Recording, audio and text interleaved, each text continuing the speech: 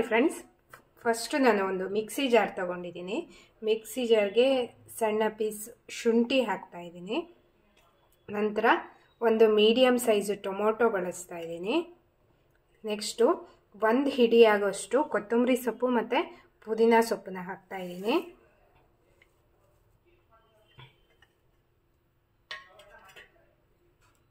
ನಂತರ ಒಂದು ಅರ್ಧ ಕಪ್ ಆಗೋಷ್ಟು ತೆಂಗಿನ ತುರಿ. ನೆಕ್ಸ್ಟು ನಾನು ಖಾರಕ್ಕೆ ಉಪಯೋಗಿಸ್ತಾ ಇರೋದು ಒಂದು 8-10 ಸೂಜಿ ಮೆಣಸನ್ನು ಬಳಸ್ತಾ ಇದ್ದೀನಿ. ನೀವು ಸೂಜಿ ಮೆಣಸು ಇಲ್ಲ ಅಂತ ಅಂದರೆ ಹಸಿ ಮೆಣಸನ್ನು ಸಹ ಹಾಕ್ಕೋಬೋದು. ನಂತರ ನಾನಿಲ್ಲಿ ಒಂದು ಲವಂಗ, ಒಂದು ಸಣ್ಣ ಪೀಸ್ ಚಕ್ಕೆನ ಹಾಕ್ತಾ ಇದ್ದೀನಿ. ನೋಡಿ, ಇವಾಗ ಒಂದು 1/4 ಕಪ್ ಆಗೋಷ್ಟು ನೀರನ್ನ ಹಾಕಿಬಿಟ್ಟು ಚೆನ್ನಾಗಿ ಗ್ರೈಂಡ್ ಮಾಡ್ಕೋತಾ ಇದ್ದೀನಿ. ನೋಡಿ, ಇವಾಗ ಮಸಾಲ ಪೇಸ್ಟ್ ರೆಡಿಯಾಗಿದೆ. ಈ ಮಸಾಲ ಸ್ವಲ್ಪ ಜಾಸ್ತಿನೇ ಇರಬೇಕು, ಅಂದರೆ ಅನ್ನದ ಜೊತೆ ಮಿಕ್ಸ್ ಆಗಬೇಕಲ್ಲ, ಹಾಗಾಗಿ ಸ್ವಲ್ಪ ಮಸಾಲ ಇದ್ರೇ ಚೆನ್ನಾಗಿರತ್ತೆ ಈ ರೆಸಿಪಿ. ಫ್ರೆಂಡ್ಸ್ ನಮಸ್ಕಾರ. ಇವತ್ತೊಂದು ಹವ್ಯಕ ಶೈಲಿಯ ಒಂದು ಸ್ಪೆಷಲ್ ಆಗಿರೋ ಅನ್ನದ ಬಗೆಯೊಂದಿಗೆ ಬಂದಿದ್ದೀನಿ. ತುಂಬ ರುಚಿಯಾಗಿರೋ ಈ ರೆಸಿಪಿ ಹೇಗೆ ಮಾಡೋದು ಅಂತ ನೋಡೋದಕ್ಕಿಂತ ಮುಂಚೆ, ಇದೇ ಮೊದಲನೇ ಬಾರಿ ನನ್ನ ಚಾನಲ್ನ ವಿಡಿಯೋನ ನೋಡ್ತಿರೋದು ಅಂತ ಆದರೆ ನನ್ನ ಚಾನಲ್ AVK ಹಾಬಿ ಐಡಿಯಾಸ್ಗೆ ಸಬ್ಸ್ಕ್ರೈಬ್ ಆಗೋದಕ್ಕೆ ಮರಿಬೇಡಿ. ಹಾಗೂ ಪಕ್ಕದಲ್ಲೇ ಇರೋ ಬೆಲ್ ಬಟನ್ನ ಕ್ಲಿಕ್ ಮಾಡಿ ಆಲ್ ಅಂತ ಆಪ್ಷನ್ ಚೂಸ್ ಮಾಡಿದರೆ ನನ್ನ ಪ್ರತಿ ವಿಡಿಯೋದ ನೋಟಿಫಿಕೇಷನ್ ನಿಮಗೆ ಬರುತ್ತೆ. ಮತ್ತು ಎಲ್ಲರಿಗಿಂತ ಮುಂಚಿತವಾಗಿ ವಿಡಿಯೋ ನೋಡೋದಕ್ಕೆ ಸಹಾಯ ಆಗುತ್ತೆ. ಬನ್ನಿ ಫ್ರೆಂಡ್ಸ್, ಇವತ್ತಿನ ವಿಡಿಯೋದಲ್ಲಿ ರುಚಿಕರವಾಗಿರುವಂತಹ ಈ ಅನ್ನದ ಬಗ್ಗೆ ಯಾವುದು, ಹೇಗೆ ಮಾಡೋದು ಅಂತ ತಿಳ್ಕೊಳ್ಳೋಣವಾ? ನೋಡಿ, ಕುಕ್ಕರ್ ತೊಗೊಂಡಿದ್ದೀನಿ. ಕುಕ್ಕರ್ಗೆ 2 ದೊಡ್ಡ ಚಮಚ ಆಗುವಷ್ಟು ಎಣ್ಣೆ ಹಾಕ್ತಾ ಇದ್ದೀನಿ. ಕೊಬ್ಬರಿ ಎಣ್ಣೆ ಉಪಯೋಗಿಸ್ತಾ ಇದ್ದೀನಿ. ನೀವು ಯಾವ ಎಣ್ಣೆ ಬಳಸ್ತೀರಾ ನೋಡಿಕೊಂಡು ಆ ಎಣ್ಣೆನ ಹಾಕ್ಕೋಬೋದು. ಆದರೆ ಕೊಬ್ಬರಿ ಎಣ್ಣೆ ತುಂಬ ಒಳ್ಳೆ ರುಚಿ ಕೊಡುತ್ತೆ. ಮತ್ತು ಒಂದು ಅರ್ಧ ಚಮಚ ಸಾಸಿವೆ ಹಾಕ್ತಾ ಇದ್ದೀನಿ. ನೆಕ್ಸ್ಟು ಒಂದು 1/4 ಚಮಚ ಆಗುವಷ್ಟು ಸೋಂಪನ್ನು ಹಾಕ್ತಾ ಇದ್ದೀನಿ. ಈ ಸೋಂಪು ಹಾಕಿರೋದು ತುಂಬ ಅಂದರೆ ತುಂಬ ಒಳ್ಳೆ ರುಚಿ ಕೊಡುತ್ತೆ. ನಂತರ ಒಂದು ಚಿಟಿಕೆ ಆಗುವಷ್ಟು ಅರಿಶಿಣ ಪುಡಿ. ನಂತರ ಘಮಕ್ಕೆ ಬೇಕಾಗುವಷ್ಟು ಇಂಗು.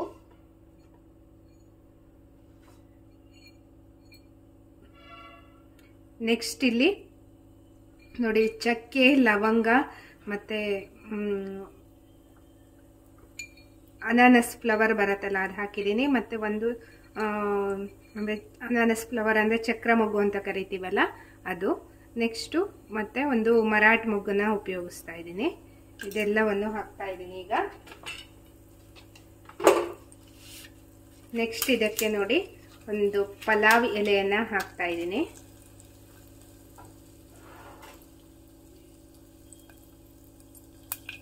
ನಂತರ ಕರಿಬೇವು.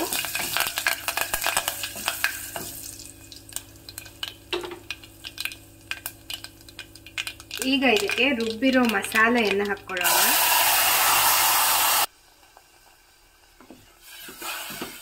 ನೋಡಿ, ಇದು ಈಗ ಹಸಿ ವಾಸನೆ ಹೋಗೋವರೆಗೆ ಚೆನ್ನಾಗಿ ಎಣ್ಣೆಯಲ್ಲೇ ಫ್ರೈ ಆಗಬೇಕು.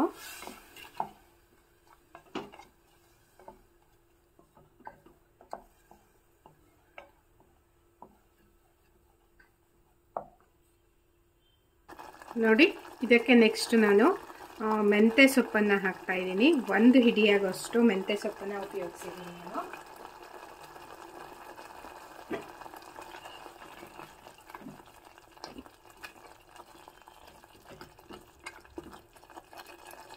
ನೆಕ್ಸ್ಟ್ ಇದಕ್ಕೆ ನಾನು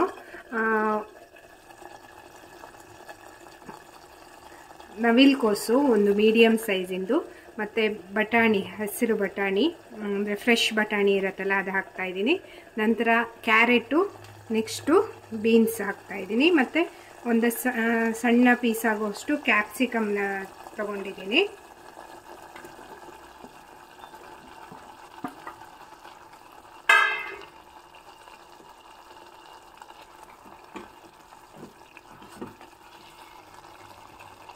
ನೆಕ್ಸ್ಟು ಒಂದು ಸಣ್ಣ ಸೈಜಿನ ಆಲೂಗಡ್ಡೆಯನ್ನು ಹಾಕ್ತಾ ಇದ್ದೀನಿ.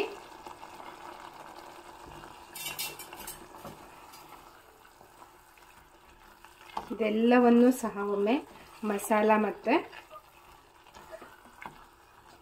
ಎಣ್ಣೆಯಲ್ಲಿ ಫ್ರೈ ಮಾಡ್ಕೊಬಿಡೋಣ.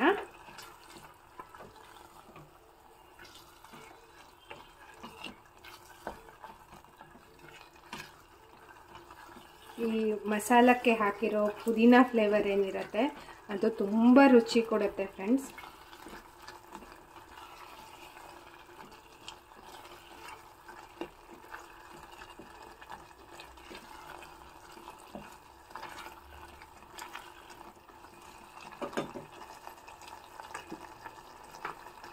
ಈಗ ನಾನು ಇದಕ್ಕೆ 1 ಕಪ್ ಅಕ್ಕಿನ ಹಾಕ್ತಾ ಇದ್ದೀನಿ. ತೊಳೆದು ಇಟ್ಕೊಂಡಿರೋ ಸೋನಾ ಮಸೂರಿ ಅಕ್ಕಿ ಇದು.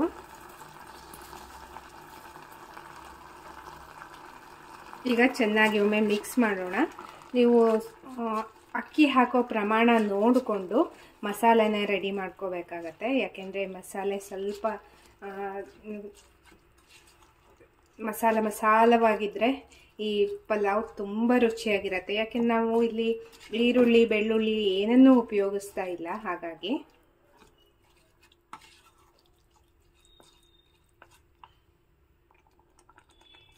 ಈಗ ರುಚಿಗೆ ತಕ್ಕಷ್ಟು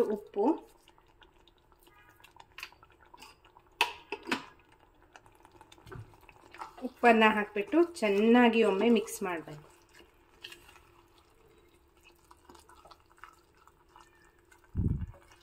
ಕಲರ್ ನೋಡಿ ಫ್ರೆಂಡ್ಸ್, ಎಷ್ಟು ಗ್ರೀನಿಶ್ ಆಗಿ ಬರುತ್ತೆ. ಈಗ ಇದಕ್ಕೆ ನೀರನ್ನು ಹಾಕ್ತಾ ಇದ್ದೀನಿ. 1 ಕಪ್ ಅಕ್ಕಿ ಹಾಕಿದ್ನಲ್ಲ, ಹಾಗಾಗಿ ನಾನು 2 ಕಪ್ ಆಗುವಷ್ಟು ನೀರನ್ನ ಬಳಸಿದ್ದೀನಿ.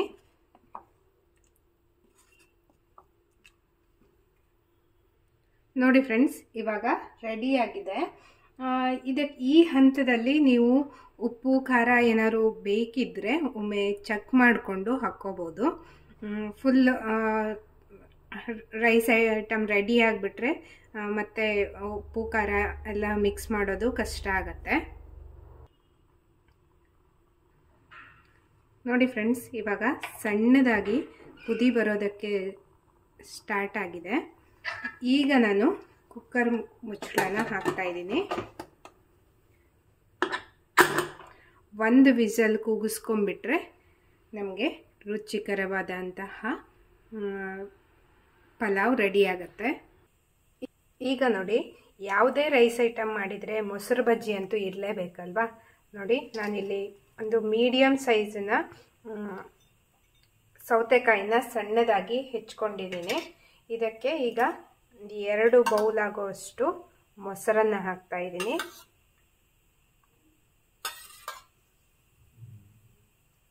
ಗಟ್ಟಿಯಾದ ಮೊಸರನ್ನ ತಗೊಂಡ್ರೆ ನಮಗೆ ಮೊಸರು ಬಜ್ಜಿ ತುಂಬ ಚೆನ್ನಾಗಿರುತ್ತೆ.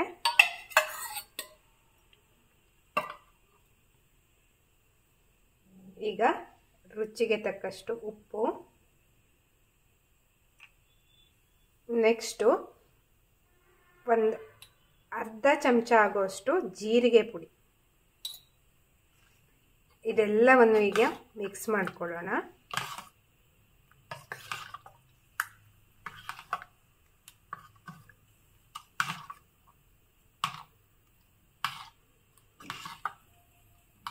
ಈ ಮೊಸರು ಬಜ್ಜಿಗೆ ಜೀರಿಗೆ ಪುಡಿ ಹಾಕಿದರೆ ತುಂಬ ಒಳ್ಳೆ ರುಚಿ ಬರುತ್ತೆ. ಈಗ ಇದಕ್ಕೆ ಗಮ್ಮತ್ತಾಗಿರೋ ಒಂದು ಎಣ್ಣೆ, ಸಾಸಿವೆ, ಇಂಗು ಮತ್ತು ಕರಿಬೇವು, ಒಣಮೆಣಸು ಹಾಕಿರೋ ಒಗ್ಗರಣೆ ಹಾಕ್ತಾ ಇದ್ದೀನಿ. ಈ ಮೊಸರು ಬಜ್ಜಿಗೆ ಎಕ್ಸ್ಟ್ರಾ ಖಾರ ಅಂತ ಏನು ಬೇಡ, ಯಾಕೆಂದರೆ ನಾವು ಪಲಾವ್ನಲ್ಲೇ ಸ್ವಲ್ಪ ಸ್ಪೈಸಿ ಜಾಸ್ತಿ ಇರೋದ್ರಿಂದ ಇದಕ್ಕೆ ನಾನು ಎಕ್ಸ್ಟ್ರಾ ಖಾರ ಏನೂ ಹಾಕಿಲ್ಲ. ನೋಡಿ, ಸ್ಪೆಷಲ್ ಆಗಿರೋ ಮೊಸರು ಬಜ್ಜಿ ಸಹ ರೆಡಿಯಾಗಿದೆ. ಈಗ ನೋಡಿ, ಕುಕ್ಕರ್ ಮುಚ್ಚಳ ತೆಗೆಯೋಣ. ಕುಕ್ಕರ್ ಇಳಿದಿದೆ. ರುಚಿಯಾಗಿರುವಂತಹ ಪಲಾವ್ ರೆಡಿಯಾಗಿದೆ. ಇದು ಹವ್ಯಕ ಬ್ರಾಹ್ಮಣರ ಶೈಲಿಯ ಪಲಾವ್. ನೋಡಿ ಎಷ್ಟು ಉದುರಾಗಿ ಬಂದಿದೆ. ನಾನು ಇದು ಬಿಸಿ ಇರೋದ್ರಿಂದ ಇವಾಗ ಫುಲ್ ಒಂದು ಸಲ ಮಿಕ್ಸ್ ಮಾಡ್ತಾ ಇಲ್ಲ. ಸ್ವಲ್ಪ ಬಿಸಿ ಆರಿದ ಮೇಲೆ ಚೆನ್ನಾಗಿ ಒಮ್ಮೆ ಮಿಕ್ಸ್ ಮಾಡ್ಕೋತಾ ಇದ್ದೀನಿ. ನೋಡಿ ಇವಾಗ ಸ್ವಲ್ಪ ತಣ್ಣಗಾಗಿದೆ. ಲೈಟಾಗಿ ಹೀಗೊಮ್ಮೆ ಮಿಕ್ಸ್ ಮಾಡ್ಕೋತಾ ಇದ್ದೀನಿ ನಾನು.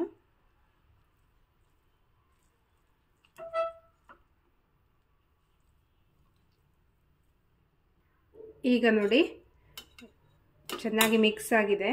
ನಾನು ಈ ಪಲಾವ್ ಎಲೆ ಏನು ಹಾಕಿದ್ನಲ್ಲ ಅದನ್ನು ತೆಗೆದು ಬಿಡ್ತಾ ಇದ್ದೀನಿ.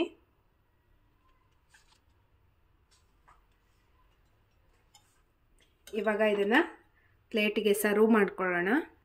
ಈಗ ರುಚಿಯಾಗಿರುವಂತಹ ಹವ್ಯಕ ಶೈಲಿಯ ಪಲಾವ್ ನಾನು ಸರ್ವ್ ಮಾಡಿದ್ದೀನಿ. ಇದಕ್ಕೆ ಕಾಂಬಿನೇಷನ್ ಆಗಿ ಒಂದು ಸ್ಪೆಷಲ್ ಆಗಿರುವಂಥ ಮೊಸರು ಬಜ್ಜಿ ರೆಡಿಯಾಗಿದೆ. ತುಂಬ ರುಚಿಯಾಗಿರುತ್ತೆ ಫ್ರೆಂಡ್ಸ್. ಕೆಲವ್ರು ಅಂದ್ಕೊಂಡಿರ್ತಾರೆ ಈರುಳ್ಳಿ ಬೆಳ್ಳುಳ್ಳಿ ಏನೂ ಇಲ್ಲದೇ ಪಲಾವ್ ಮಾಡೋಕ್ಕೆ ಬರೋದೇ ಇಲ್ಲ ಅಂತ. ಆದರೆ ತುಂಬ ಆಸಮ್ ಅನ್ನೋ ಹಾಗೆ ನಾವು ಈರುಳ್ಳಿ ಬೆಳ್ಳುಳ್ಳಿ ಉಪಯೋಗಿಸ್ತೇನೆ ಸಹ ಪಲಾವ್ನ ಮಾಡ್ಬೋದು. ಇವತ್ತಿನ ಈ ವಿಡಿಯೋ ಹೆಂಗೆ ಅನ್ನಿಸ್ತು?